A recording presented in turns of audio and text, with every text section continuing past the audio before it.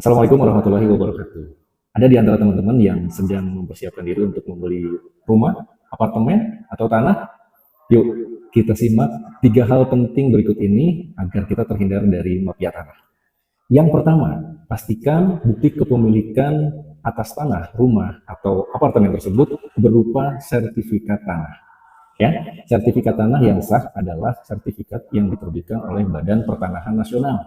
Ya, sertifikat tanah itu statusnya bisa jadi sertifikat hak milik atau SHM, sertifikat hak guna bangunan atau SHGB, atau sertifikat hak milik atas satuan rumah susun atau SHM SRS.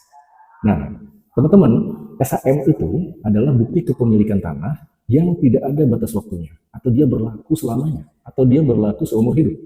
Ya, yang kedua, kalau SHGB dan SHM SRS itu ada batas waktunya.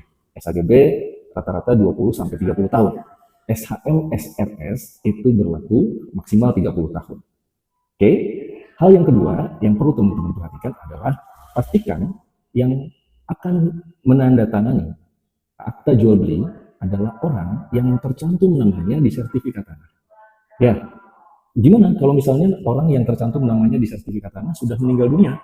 Nah, ini perlu dilakukan terlebih dahulu proses balik nama kepada ahli waris yang masih ada. Sehingga setelah balik nama kepada ahli waris, nanti para ahli waris inilah yang berhak untuk tanda tangan AJB di hadapan PPAT. Oke. Yang ketiga, hal yang perlu kita ketahui adalah akan muncul kewajiban pembayaran pajak-pajak sebelum akta jual beli ditandatangani bersama.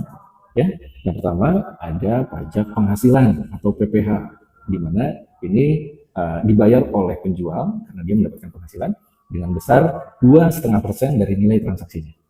Yang kedua ada BPHTB, bea perolehan hak atas tanah dan bangunan bagi pembeli ya sebesar 5% dari nilai transaksi setelah dikurangi NPO PTKP, nilai objek pajak yang tidak kena pajak. Di setiap daerah besarannya beda-beda.